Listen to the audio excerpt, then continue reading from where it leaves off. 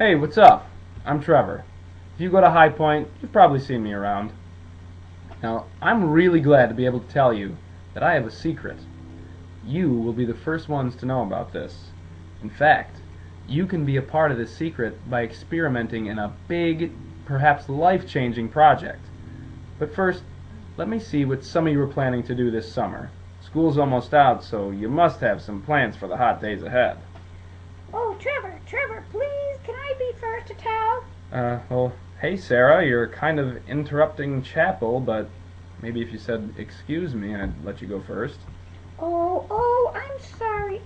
Excuse me, but I'm so excited. May I be first? Okay, Sarah. What are you up to this summer? I'm getting married. What? Are you serious? No, I'm just kidding, but I am going to cheerleading camp. Cheerleading camp. Well, I'm sure that'll be fun for you. But now let's find out what some of the students here in chapel have planned for the summer. Raise your hand if you're going to summer camp. Alright, and who's going to play basketball? Baseball? Go swimming? Cheerleading. Play video games? Who's going on vacation? Alright, well, one thing you know for sure, when you get back to school in September, one of your teachers will definitely say, "Okay, let's take turns telling the class about the most exciting thing you did this summer." Well, what will you say? Will you be ready to answer?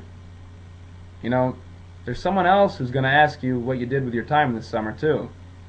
In fact, he's going to ask you what you did with all of your time for all of your life.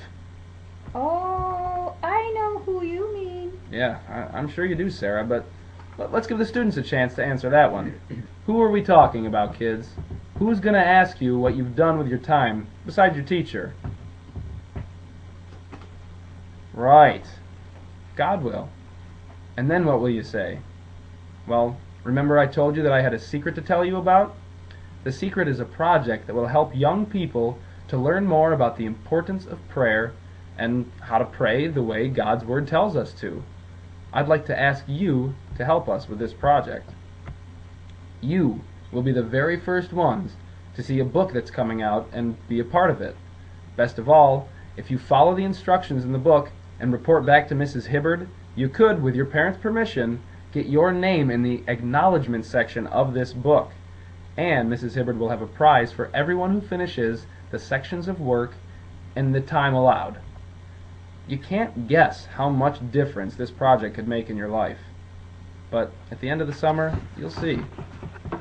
Now, what could possibly keep you from helping with this project? Oh, Trevor, I know someone who doesn't want the boys and girls to do this. Who would ever do that, Sarah? I will. I'll tell the boys and girls from that Christian school to keep busy with other things this summer. But if they insist on getting involved in this project, I'll just trick them. I've had lots of experience in that field.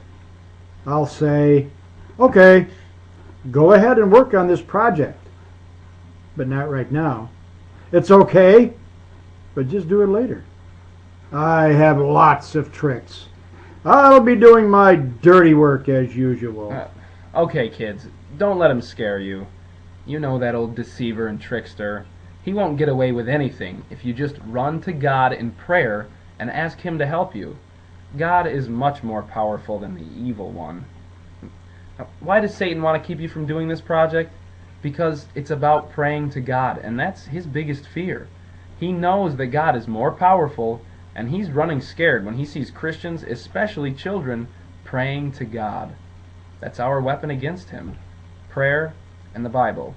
So, what exactly is this project about? I'm going to ask Sarah here to read James 5:13 and see if you can guess.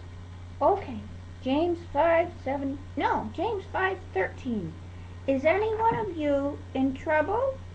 He should pray. Is anyone happy? Let him sing songs of praise. Anyone know? Well, just in case you haven't figured it out yet, we'll have Sarah read Psalm 50:15 too. Okay, Psalm 50:15. And call upon me in the day of trouble.